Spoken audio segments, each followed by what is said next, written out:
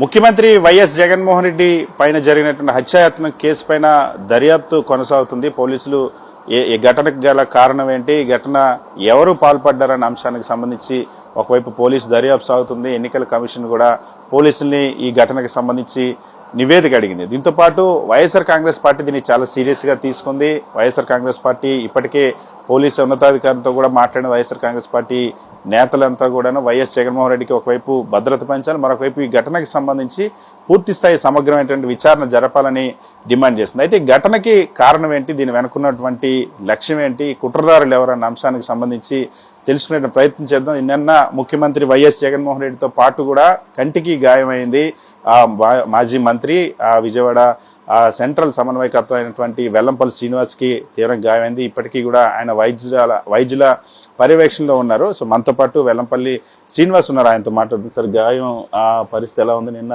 మీరు వైద్యులు దాన్ని సంప్రదించారు, ఆసుపత్రిలో అడ్మిట్ అయ్యారు. వైద్యులు ఏం చెప్పారు మీకు మీ గాయానికి సంబంధించి? చాలా చాలా బాధాకరమైన ఘటన అయితే.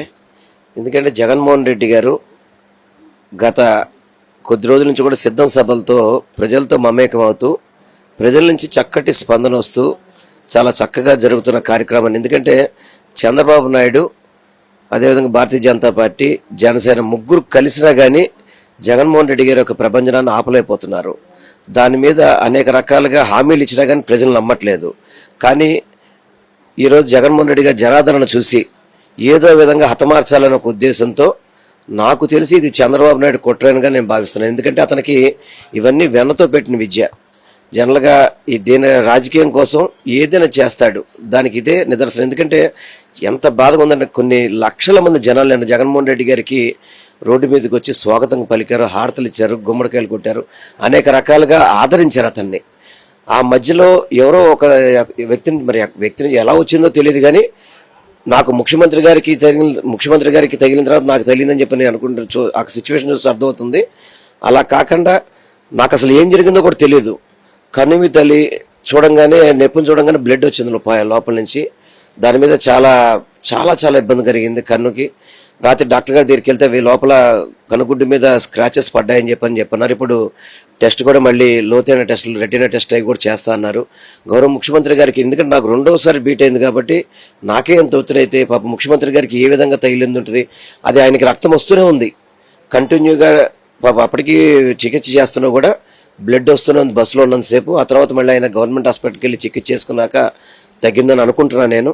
ఎందుకంటే చాలా బాధాకరం. పాప ఆ పెయిన్లో కూడా ఆ జనాలను మళ్ళీ వాళ్ళని నిరుత్సాహపరచకూడదని చెప్పని అదే నొప్పితో ఆ ర్యాలీని కూడా ఆయన కంటిన్యూ చేశాడు.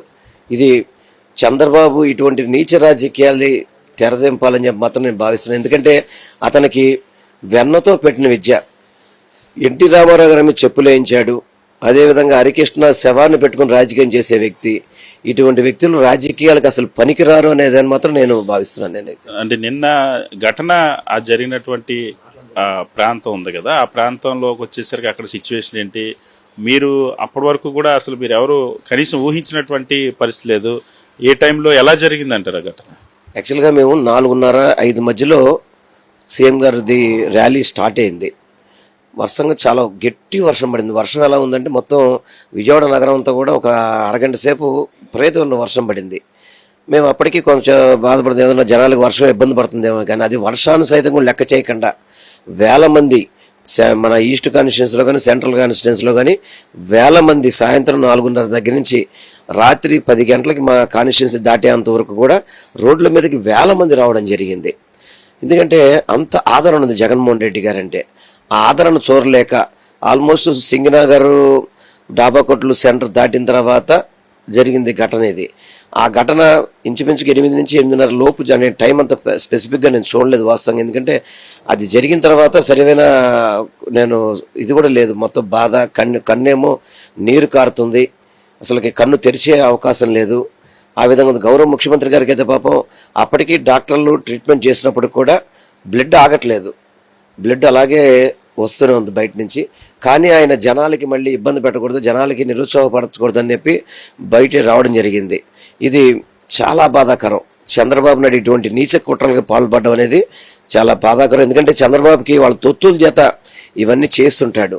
ఇది తప్పనిసరిగా చంద్రబాబుకి రాష్ట్ర ప్రజలు బుద్ధి చెప్తారని మాత్రం నేను చంద్రబాబుని హెచ్చరిస్తున్నాను. నేను ఈ ఘటనకు సంబంధించి పోలీస్ కంప్లైంట్ ఏమైనా చేశారా? ఫర్దర్గా వైఎస్ఆర్ కాంగ్రెస్ పార్టీ ఎలా దీన్ని ముందుకు తీసుకెళ్లబోతుంది? ఆల్రెడీ ఇప్పుడు ఇంటిమేషన్ చేశాను. ఆల్రెడీ మా వాళ్ళందరినీ కూడా కంప్లైంట్ తయారు చేసి ఇమ్మని చెప్పడం కూడా జరిగింది. ఇస్తారు. దర్యాప్తు కూడా లోతుగా జరగాలి. ఎందుకంటే ఎలక్షన్ కమిషన్ కూడా స్పందించి దీని మీద ఎవరైతే బాధ్యులు ఉన్నారో వాళ్ళ మీద కఠినమైన చర్యలు తీరాలి. దీన్ని లోతైన విచారణ చేయాల్సిన అవసరం ఉంది కూడా నేను ఎన్నికల కమిషన్ నేను కోరుకుంటున్నాను. నేను తెలుగుదేశం పార్టీ ఆఫీస్ ఆ దగ్గరలో సమీపంలో ఉందా అంటూ ఉన్నారు. తెలుగుదేశం పార్టీకి సంబంధించినటువంటి పాత్ర ఉందని మీరు ఆరోపిస్తున్నారు. ఎలా జస్టిఫై చేస్తారు? నేను ఒకటే చెప్తాను, అది యాక్చువల్గా పక్క సందులో అయితే తెలుగుదేశం పార్టీ ఆఫీస్ ఉంది. తప్పకుండా తెలుగుదేశం హస్తం ఉంది. ఎందుకంటే వాళ్ళకి కావాల్సింది ఏంటంటే జగన్మోహన్ రెడ్డి గారిని ప్రజలతో ఎదుర్కోలేము, అతన్ని హతమారిస్తేనే మనకి మనుగడ ఉంటుందని చెప్పని చంద్రబాబు ఆలోచనలో పడి ఇటువంటి దుర్ఘటనలకి పాల్పడుతున్నాడు. నేను ఇప్పుడే ఎన్నికల కమిషన్ కూడా కోరుకుంటున్నా, ముఖ్యమంత్రి గారికి సరైన భద్రత కల్పించండి. ఆయనకి చక్కటి భద్రత కల్పించి ప్రజల్లో మమ్మకం అవుతున్నారు కాబట్టి. ఎందుకంటే ప్రజల్లో ఏ నాయకుడు కూడా ఆ విధంగా మమ్మకం కాలేడు. ఇప్పుడు చంద్రబాబు కానీ పవన్ కళ్యాణ్ కానీ చూడండి, ఈరోజు జగన్మోహన్ రెడ్డి గారు ఏ చిన్న ఇబ్బంది ఉన్నా కానీ వెంటనే ప్రజల దగ్గరికి వెళ్ళిపోయి వాళ్ళతో మాట్లాడి వాళ్ళకి అన్ని విధాలు కూడా భరోసా ఇచ్చే విధంగా ముందుకెళ్తున్నారు. అటువంటి వ్యక్తికి భద్రత కల్పించాల్సిన బాధ్యత తప్పకుండా ఇప్పుడున్న ఎన్నికల కమిషన్ మీద ఉంది కాబట్టి వాళ్ళు తగు చర్యలు తీసుకోవాలని మాత్రం మీ ద్వారా ఎన్నికల కమిషన్ కోరుకుంటున్నాను. విజయవాడ నగరంలోకి వచ్చిన తర్వాతే ఇటువంటి ఘటన జరగడానికి కారణం ఏంటి? ఎందుకు ఇక్కడ ఇలాంటి ప్లాన్ చేసి ఉంటుంది అనుకుంటున్నారు ఆపోజిషన్? అంటే ఈ విజయవాడ నగరం అనేది కొంచెం అందరికీ సెంట్రల్ ప్లేస్గా ఉండేటప్పటికీ ఇక్కడ ఏదైనా చేయాలా కుట్రలు చేయడానికి ఇంతకుముందు గతంలో వంగవీటి మోహన్ రంగా ఏ విధంగా హతమార్చారు, వైఎస్ రాజశేఖర రెడ్డి గారు కూడా 2009లో ఇటువంటి కార్యక్రమం చేయిపోయారు ఇక్కడ. అట్లాగే జగన్మోహన్ రెడ్డి గారిని హతమార్చడానికి ఈ కుట్ర పన్నారు. ఈ కుట్రను తప్పనిసరిగా ఛేదిస్తారు, పోలీసులు ఛేదిస్తారు నమ్మకం ఉంది. ఎవరైతే సూత్రధారులు ఉన్నారో వాళ్ళందరికీ కూడా యాక్షన్ తీసుకోవాలని మాత్రం ఎలక్షన్ కమిషన్ కోరుకుంటున్నాను. కానీ తెలుగుదేశం పార్టీకి సంబంధించిన నాయకులు లోకేష్ ట్వీట్ చేశారు, ఇదంతా డ్రామా లాంటిది, కోడికత్తి డ్రామా లాంటిది అని చెప్తున్నారు. అచ్చెన్నాయుడు కూడా ఇది ఎన్నికల కోసం ఆడుతున్నటువంటి డ్రామా అని చెప్పేసి మాట్లాడుతున్నారు. సోమిరెడ్డి చంద్రమోహన్ రెడ్డి కానీ అనిత కానీ అందరూ కూడా దీన్ని ఒక డ్రామా కింద అభివర్ణిస్తున్నటువంటి పరిస్థితి. సిగ్గు శరం ఉండాలి వాళ్ళకి. చంద్రబాబు నాయుడికి కానీ నారా లోకేష్ గారు అచ్చెన్నాయుడికి కానీ అచ్చు సాంబతులకు బలిసారు తప్పిళ్ళు ఎవరు కూడా సిగ్గుసార ఉండాలి. అంత పెద్ద రాయితో దెబ్బ తగిలితే, ముఖ్యమంత్రి గారికి అంత బ్లడ్ కారితే, అదేవిధంగా మా కన్ను ఇంత డ్యామేజ్ అయితే డ్రామా చేసుకోవాల్సిన అవసరం ఏంటి? చంద్రబాబు నాయుడికి అయితే అలిపిరి దెబ్బతో ఆ రోజు ఒక చేతికి దెబ్బ తగిలితే ఒక చేతికి కట్టుకొట్టుకున్నాడు. ఆ అలిపిరి దెబ్బతోనే ఆ రోజు ఏదో ఓట్లకి వెళ్దామని చెప్పంటే ఓడిపోయిన పరిస్థితి చూసాం. అదే అచ్చెన్నాయుడు తప్పు చేసి అతను అరెస్ట్ చేస్తే పైల్స్ గీల్స్ అని 20 రోజులు హాస్పిటల్లో కూర్చున్నాడు. ఇవన్నీ దొంగ డ్రామాలు ఆడేది ఎవరు? చంద్రబాబు నాయుడు మొన్న స్కిల్ డెవలప్మెంట్ కేసులో ఏ విధంగా బెయిల్ తీసుకున్నాడు? నాకు వయసు పెరిగిపోయింది, నాకు అక్కడ దెబ్బలున్నాయి, నాకు అక్కడ జబ్బులున్నాయి, ఇక్కడ రోగాలు ఉన్నాయని చెప్పని చెప్పుకున్న వ్యక్తులు వాళ్ళు. రోగాలు ఉన్నాయని చెప్పి సానుభూతి పొందాలని చెప్పి అనుకునేది వాళ్ళు. మా ముఖ్యమంత్రి గారు ఏ రోజు కూడా అంత దెబ్బ తగిలినా కానీ ప్రజల కోసం బయటకు వచ్చిన వ్యక్తి, ప్రజల కోసం చివరి వ్యక్తి వరకు కలిసిన తర్వాత ఆయన హాస్పిటల్కి వెళ్ళాడు తప్ప ఎక్కడ కూడా ఆ నొప్పి ఉంది కదా అని చెప్పని చంద్రబాబులాగా షో చేయాలని ప్రయత్నం చేయలే ఆయన. డాక్టర్ల సూచన మేరకు మీకు స్టిచెస్ పడ్డాయి, దెబ్బ లోతుగా తగిలింది కాబట్టి మీరు రెస్ట్ తీసుకోవాలని చెప్పని రెస్ట్ తీసుకున్నారు తప్ప, లేకపోతే కనుక ఆయన యాత్ర కంటిన్యూ చేయాలనుకున్నాడు తప్ప చంద్రబాబు లాగా ఈ మోసపు ఇటువంటి చెప్పే వ్యక్తి కాదు. ఇది నేను పూర్తిగా ఖండిస్తాను. ఎందుకంటే ఇంత దెబ్బ తగిలి బాధపడుతుంటే సానుభూతి చూపెట్టండి, లేకపోతే సానుభూతి చూపెట్టండి, సైలెంట్గా కూర్చోండి. కానీ అట్లా కాకుండా మీరు ఇటువంటి చేయడం అనేది దుర్మార్గం. తప్పకుండా ఇటువంటి దానికి మూల్యం చెల్లించుకోక తప్పదు.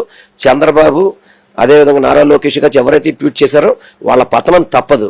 కనీసం పవన్ కళ్యాణ్ అనే వ్యక్తికి, కనీసం నరేంద్ర మోడీ గారు వాళ్ళందరూ కూడా సానుభూతి చూపెడితే ఆయనకి సానుభూతి చూపెట్టడానికి కూడా లేని వ్యక్తి. ఇటువంటి వ్యక్తులు అసలు రాజకీయాల్లో పనికొస్తారా? రాజకీయాల్లో ఎప్పుడైనా కానీ రాజకీయ గొడవలు ఉండొచ్చు, అంతే తప్ప ఇటువంటి జరిగినప్పుడు అందరూ కూడా ఎవరికాళ్ళు సానుభూతి పెండాలి తప్ప ఇటువంటి కనుక చేయడం చాలా బాధాకరం. మాకు తగిలిన తప్ప చంద్రబాబు తగిలించుకోమని చెప్పండి. ఇప్పుడు మాకు తెలియదు జగన్మోహన్ రెడ్డి గారికి పాప నిజంగా ఆయన మొట్టమొదట హిట్ చేసి ఆ తర్వాత నాకు జరిగింది. నాకే ఇంత దెబ్బ తగిలిందంటే ముఖ్యమంత్రి గారికి ఏ విధంగా దెబ్బ తగిలి ఉంటుందండి? ఆలోచించమని చెప్పండి. దీన్ని ఇష్టం వచ్చిన ట్వీట్ చేస్తారా? కమల్ హాసన్ అని చెప్పి ఏంటండి మాట్లాడేది మీరు? ప్రజలు గమనించరా? జగన్మోహన్ రెడ్డి గారికి ఏం అవసరం ఉండి ఇవన్నీ అవసరమా? ఈరోజు జనాలతో జనాదరణ ఉన్న వ్యక్తి, ప్రజల దగ్గరికి వెళ్తున్న వ్యక్తి, అటువంటి వ్యక్తి మీద మీరు ఆరోపణలు మోపుతున్నారా? తప్పకుండా మీకు తగిన మూల్యం కొద్ది రోజులను చెల్లించుకుంటారు. చంద్రబాబు పతనం మాత్రం ప్రారంభమైందని మాత్రం మీకు నేను తెలియపరచు. సాక్షాత్తు మీరు అన్నట్టు ప్రధానమంత్రి నరేంద్ర మోడీ కన్సర్న్ వ్యక్తం చేశారు, త్వరగా కోలుకోవాలని కోరారు. ఇతర రాష్ట్రాల ముఖ్యమంత్రులు స్టాలిన్ దగ్గర నుండి మమతా బెనర్జీ వరకు అందరూ కూడా ఈ ఘటనకు సంబంధించి ఇటువంటి ఘటనలు జరగకూడదని సానుభూతి వ్యక్తం చేశారు. తెలుగుదేశం పార్టీ మాత్రం దీన్ని రాజకీయ విమర్శలు చేస్తుంది, దాన్ని ఎలా చూస్తారు? అదే చంద్రబాబు నాయుడు ఏమో ఒకసారి ట్వీట్ చేసి వదిలేసి వాళ్ళ తొత్తుల చేత చంద్రబాబుకి ఇది అలవాటు బాగా. చంద్రబాబుకి ఏంటంటే పట్టాభితో జగన్మోహన్ రెడ్డి గారిని తిట్టించడం, అదేవిధంగా ఎస్సీ వాళ్ళ పార్టీ నాయకులతో ట్వీట్లు చేయించడం, ఇవన్నీ అలవాటు.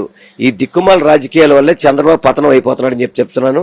నేను చెప్తున్నా ఒకటే, జగన్మోహన్ రెడ్డి గారికి ఎటువంటి అవసరం లేదు, ప్రజాదరణ ఉన్న వ్యక్తి. ఒక్కసారి నిన్న విజయవాడ జగన్మోహన్ రెడ్డి గారి బస్ యాత్ర చూడమని చెప్పండి, ఏ విధంగా సక్సెస్ అయిందో. లక్షల మంది జనాలు రోడ్డు మీదకి వచ్చారు, లక్షల మంది. అన్ని లక్షల మంది జగన్మోహన్ రెడ్డి గారి చూద్దామని, జగన్మోహన్ రెడ్డి గారిని పలకరిద్దామని, జగన్మోహన్ రెడ్డి గారిని కలుద్దామని చెప్పి వస్తే అది చూసి తట్టుకోలేక ఇటువంటి కార్యక్రమాలకి తెరలేపటి చంద్రబాబు నాయుడు తప్పకుండా మరిన్ని రోజులే కాదు, ఇంకొక నెల రోజుల్లోపే చంద్రబాబు పతనం అవ్వడం ఖాయం. తప్పకుండా ఇలా ముగ్గురు కూడా ప్రజల చేతిలో చెప్పు దెబ్బతింటారు, ప్రజల చేతిలో కూడా. ఫైనల్గా చెప్పండి, ఈ ఘటనకు సంబంధించి ఇంకా ఎవరిపైన అనుమానాలు ఉన్నాయా? ఈ ఘటనకు సంబంధించి తెలుగుదేశంతో పాటు పోలీసులు విచారణలు ఇప్పటివరకు ఏమైనా మీకు సమాచారం అందించారు? ఇప్పటివరకు ఎంతవరకు వచ్చిందానికి సంబంధించి ఫర్దర్గా ఎలా మూవ్ అవబోతుంది? నాకు వాస్తవంగా ఇప్పటివరకు కూడా పెయిన్గా ఉండి నేను ఇప్పుడు పండుకొని నిద్రలేసాను. నేను దాని మీద ఎంక్వైరీ చేయమన్నాను. తప్పకుండా దీంట్లో తెలుగుదేశం పార్టీ నాయకులే హస్తం ఉంటుంది, దీంట్లో ఎటువంటి డౌట్ లేదు. వాళ్ళకి జగన్మోహన్ రెడ్డి గారిని నేరుగా ఎదుర్కొనే దమ్ము లేక ఇటువంటి చర్యలు పాల్పడుతున్నారు. పోలీస్ డిపార్ట్మెంట్ కూడా నిష్పక్షపాతంగా ఎంక్వైరీ చేయాలి. ఎవరైతే ఘటనకి కారకులయ్యారో అందరినీ కూడా శిక్షించాల్సిన అవసరం పోలీస్ డిపార్ట్మెంట్కి ఉంది. పోలీస్ డిపార్ట్మెంట్ త్వరితగతిన ఎంక్వైరీ చేసి చర్యలు తీసుకోవాలని మాత్రం మీ ద్వారా నేను కోరుకుంటున్నాను. ముఖ్యమంత్రి గారి అభిప్రాయం ఎలా ఉంది? ఈ ఘటన జరిగిన తర్వాత బస్సు యాత్రను ఏమైనా ఆపాలని కానీ లేకపోతే ఆగిపోవాలని కానీ అటువంటి అభిప్రాయం ఏమైనా వ్యక్తం పరిచారా? ఆయన అభిప్రాయం ఎలా ఉంది సార్ దీని? నేను ఈ ఘటన జరిగిన వెంటనే బస్సులో యాక్చువల్గా మేము కూడా కిందకి వెళ్ళాము. వెళ్ళిన తర్వాత అక్కడ ఉన్న డాక్టర్స్ అయితే మాత్రం మనం వెళ్ళిపోదాం సార్ అన్నా కూడా లేదు అని చెప్పని ఆ నొప్పిని కూడా తట్టుకొని పాప చిరునవ్వుతో ప్రజలను పలకరించండి ఆయన. ఆ నొప్పిని తట్టుకొని ఇంకా నేనన్నా నా కంఠం నీళ్ళు వస్తున్నాయి, బాధ వస్తుంది, నేను బాధ వ్యక్తం చేశాను. కానీ జగన్మోహన్ రెడ్డి గారు అటువంటి బాధ కూడా దిగమింగుకొని ప్రజల కోసమని ఆఖరి వ్యక్తి వరకు కూడా ఎవరైతే ఆయన కోసం ఎదురు చూస్తున్నారో అందరు వ్యక్తుల్ని కలిసిన తర్వాత శిబిరానికి వెళ్ళారు. కానీ అక్కడ డాక్టర్ సూచనల మేరకు మీరు రెస్ట్ తీసుకోకపోతే ఇబ్బంది అవుతుందని చెప్తే వాళ్ళ సూచన మేరకు ఆయన ఆగాడు తప్ప, లేకపోతే కనుక ప్రజలతోనే మమేకమవుదామని మనసుతో ఉన్న వ్యక్తి. అటువంటి వ్యక్తి మీద మాత్రం ఇటువంటి చర్యలు తీసుకోవడం మాత్రం చాలా బాధాకరం. ఇది నేను తట్టుకోలేని విషయం, వాస్తవం చెప్తాను, చాలా బాధతో చెప్తున్నాను. ఇంత దెబ్బతల్లి మేము బాధపడుతుంటే దాన్ని రాజకీయం చేయడం అనేది చంద్రబాబుకి మాత్రమే తగుద్దని మాత్రం, ఇటువంటి రాజకీయాలు ఇంత వయసు వచ్చిన వ్యక్తికి పనికిరావని మాత్రం మీ ద్వారా నేను తెలియపరచుకుంటాను.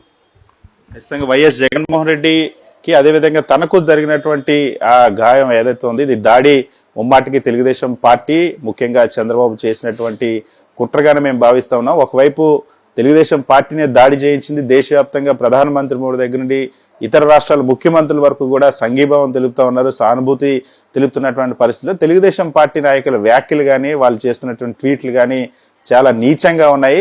రాజకీయాల కోసం, ఎన్నికల కోసం డ్రామాలు ఆడడం అన్నది చంద్రబాబుకు వెన్నతో పెట్టిన విద్య, కుట్రలు చేయడం అన్నది చంద్రబాబుకు వెన్నతో పెట్టిన విద్య. ఇదే విజయవాడలో గతంలో వంగవీటి మోహన్ రంగాన్ని హత్య చేయించినటువంటి చరిత్ర కలిగినటువంటి చంద్రబాబు వైఎస్ జగన్మోహన్ రెడ్డి పైన కూడా అటువంటి ఘటనకి పూనుకున్నారు. కానీ ప్రజలు ఆశీర్వాదం ఉంది, దేవుడు ఆశీర్వాదం ఉంది వైఎస్ జగన్మోహన్ రెడ్డికి ప్రమాదం తప్ప ఈ ఘటనకి సంబంధించి మేము వదిలిపెట్టేది లేదు. దీనిపైన ఇప్పటికే పోలీసులు కూడా ఫిర్యాదు చేసి ఎన్నికల కమిషన్ కూడా దీన్ని సీరియస్ గా తీసుకొని దీనిపైన సమగ్ర విచారణ జరిపి దోషులకి ఖచ్చితంగా శిక్ష పడాల్సిందే అని వెల్లంపల్లి శ్రీనివాస్ డిమాండ్ చేస్తాను. సత్యతో సతీష్, సాక్షి టీవీ, విజయవాడ.